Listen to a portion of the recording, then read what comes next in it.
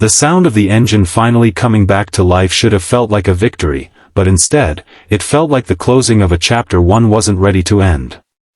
I wiped the grease from my hands, stepped back from the car, and for a moment just stood there, staring at the hood as if it held answers to questions I had spent months trying to bury. Some things you fix, and some things break you in the process. Before we go any further, if you believe in kindness, second chances, and doing the right thing even when it hurts, take a moment to like this video, drop a comment, share it with someone who needs a reminder of hope, and subscribe to the channel Kindness Corner. Stories like this only matter if they reach the hearts that need them. I hadn't planned to be here that day. In fact, I had spent every ounce of strength trying to stay away from this street, from this house, from the memories that lived in every crack of its walls. But when I got the call, I didn't hesitate. It wasn't her voice on the other end. It was her mother's. Soft, tired, almost hesitant, like she wasn't sure if she had the right to ask me for anything anymore. Her car had broken down, she said. She didn't know who else to call. And somehow, even after everything that had happened between me and her daughter, I still couldn't say no. Driving back felt like stepping into a past I had worked so hard to escape. Every turn, every familiar building, every quiet street corner reminded me of moments that once felt permanent. Her laughter, the late-night drives, the promises we made without realizing how fragile they were. But none of that mattered now. Those memories belonged to a version of me that no longer existed.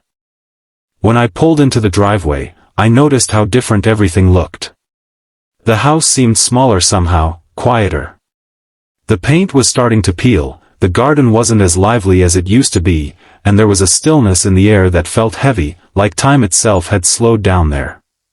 Her mother was waiting by the door, her expression a mix of relief and something deeper, something harder to define. Maybe regret. Maybe gratitude. Maybe both. I didn't ask about her. I didn't ask if she was home. I didn't ask anything at all. I just nodded, grabbed my tools, and walked toward the car. The silence between us was thick, but it wasn't uncomfortable. It was the kind of silence that carries history, the kind that doesn't need words because everything important has already been said, or left unsaid. The car was in worse shape than I expected. The engine had issues that clearly hadn't happened overnight. It looked like it had been neglected, ignored, maybe even forgotten. And as I worked, I couldn't help but feel like I was looking at something more than just a machine. It felt like a reflection of everything that had fallen apart over time. Small problems left unattended until they became something much bigger. My hands moved automatically, guided by years of experience, but my mind was somewhere else entirely. I kept remembering the last time I had been here. The argument that ended everything. The words that were said in anger, the ones that couldn't be taken back. The moment I realized that sometimes love isn't enough to keep two people together. That sometimes, no matter how much you try, things just don't work. I thought I had made peace with that. I thought I had accepted it. But being back here made it clear that some wounds don't heal as cleanly as we pretend they do.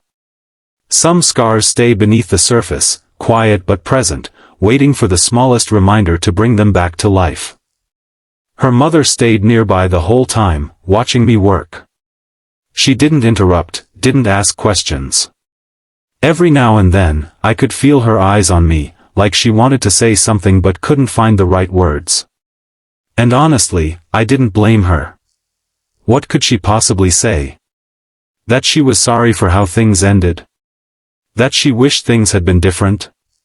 None of that would change anything. After what felt like hours, the engine finally turned over smoothly.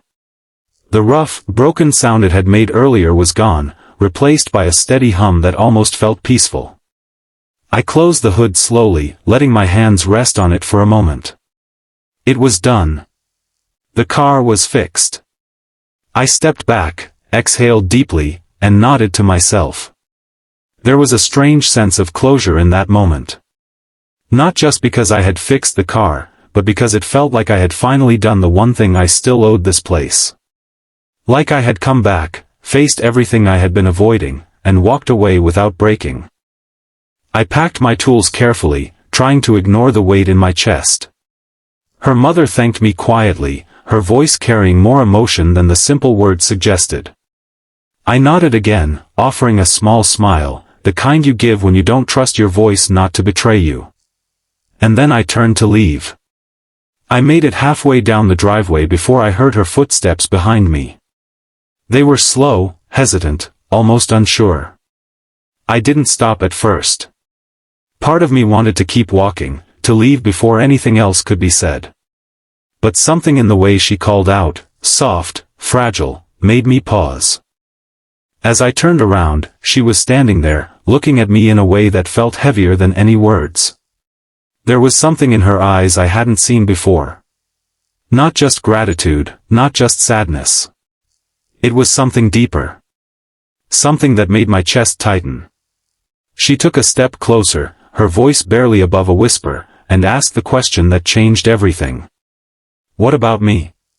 For a moment, I didn't understand. The words hung in the air, simple but loaded with meaning. And then it hit me. She wasn't talking about the car. She wasn't asking for another favor. She was asking something much bigger. She was asking about the space I had left behind. The absence. The silence that had filled this house after everything fell apart. She was asking about the part of her life that had been connected to mine, the part that didn't just disappear when her daughter and I went our separate ways. And suddenly, I realized something I hadn't allowed myself to see before. Breakups don't just affect the two people involved. They ripple outward, touching everyone who was part of that connection. The late-night dinners, the shared laughter, the quiet moments that included more than just us. All of it mattered. All of it left a mark. I didn't have an easy answer for her. There was no simple way to fix what she was really asking about. This wasn't an engine I could repair with the right tools. This was something far more complicated. But I stepped closer anyway. I told her that sometimes, life doesn't give us the endings we expect. That sometimes, people come into our lives not to stay forever, but to teach us something, to leave us a little different than they found us. And that even though things didn't work out the way we hoped, it didn't mean those moments didn't matter. I told her that she mattered. That the kindness she showed me, the way she welcomed me into her home, the quiet support she gave without ever asking for anything in return, it all mattered. It still did. Her eyes filled with tears, but this time, there was something else there too. Something lighter. Something that looked a little like peace. We stood there for a moment, not saying anything else. And for the first time since I arrived, the silence didn't feel heavy. It felt calm. Like something had finally been understood. If this story has touched your heart in any way, take a moment to like, comment, and share it. Sometimes, the smallest act of engagement helps spread messages of kindness further than we can imagine. And before we reach the end, I have a special request for you. Comment below with one act of kindness you've done or experienced recently. Let's remind each other that even in difficult endings, there's still goodness worth holding on to. As I walked away from that house, I realized something important. I hadn't just fixed a car that day. I had closed a chapter in a way I didn't think was possible. Not with anger, not with regret, but with understanding. And maybe that's what healing really looks like. Not forgetting what happened, not pretending it didn't hurt, but choosing to carry it differently. Choosing to turn pain into something softer. Something kinder. Because sometimes, the most powerful thing you can do, is walk away knowing you left things better than you found them.